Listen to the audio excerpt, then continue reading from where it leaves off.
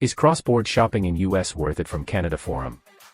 I've never done a cross-border shopping trip, but I am looking at going to the outlets over in Michigan. I've tried doing a bit of research online but haven't really found a good article or anything about it. Just curious for those who cross-border shop. Is it worth it right now? Mainly thinking clothes at the factory outlets. If so, a normal credit card with a 2.5% exchange fee. Or convert and bring cash. Any $0 annual fee exchange fee free cards. I imagine that gas costs eliminate any real benefit right now, but I'm willing to ignore that part and make a day trip out of it. Netizen 1. Inflation hit the US much harder than it did Canada. Combine that with the 0.75 exchange rate and the high duties and taxes on clothing, you are going to end up spending more money than buying the same stuff here in Canada. There are no cross-border shopping deals anymore other than gasoline, booze, and dairy products. You have to be out of Canada for 48 hours for the booze exemption. Netizen 2. Cross-border shopping to the USA isn't anywhere as good as it used to be before COVID. Living so close to the border, over the years we've spent a lot of time in the USA. Pre-COVID, we'd hop over about once every month or two for a day trip, weekend getaway, or longer vacation.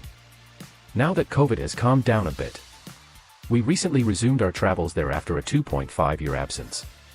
Been over 3x since last September, twice to resume our annual fall and spring golf trips to Myrtle Beach, and once dedicated to shopping on Black Friday weekend. Used to be you had to know what was and what wasn't a bargain. Now, everything is more expensive than it was. And most things when you add in exchange is more to way more than we pay in Canada. Be it hotels, groceries, or items to shop for. Even gas and booze have gone up in price considerably. The two must-buys for anyone stateside. Along with a stop for mail if you use a US address for letter mail, or online shopping equals parcel drops. Beyond that, not many deals to be had. For example, our dedicated shopping trip back in November saw us bring almost nothing back. Even though we hit up all the usual hot spots, including the outlet stores in upstate New York, and the ever-popular US chains, for clothes, electronics, home goods, groceries etc. Cause when it comes right down to it, a lot of stuff is just cheaper here in Canada. After you factor in exchange. In that more and more stuff, ESP groceries, are now priced similarly in the US and Canada. It's $3 US there, or $3 CAD here. So Americans are essentially paying more for it than we are. Clothes wasn't much different. In many cases buying in the US was only gonna save a few pennies or dollars. This was ESP, so at the outlet malls, where funny thing was often the tags showed both US and CAD prices on them. Basic math, and anyone can see this to be the case.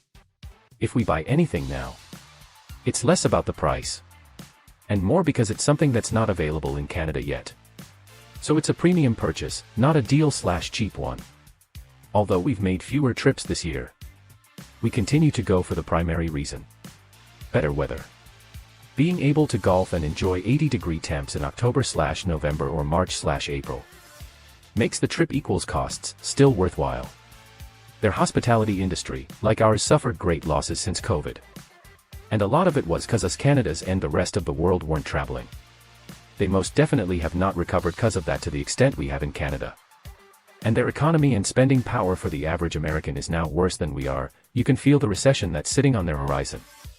Hotel costs have skyrocketed.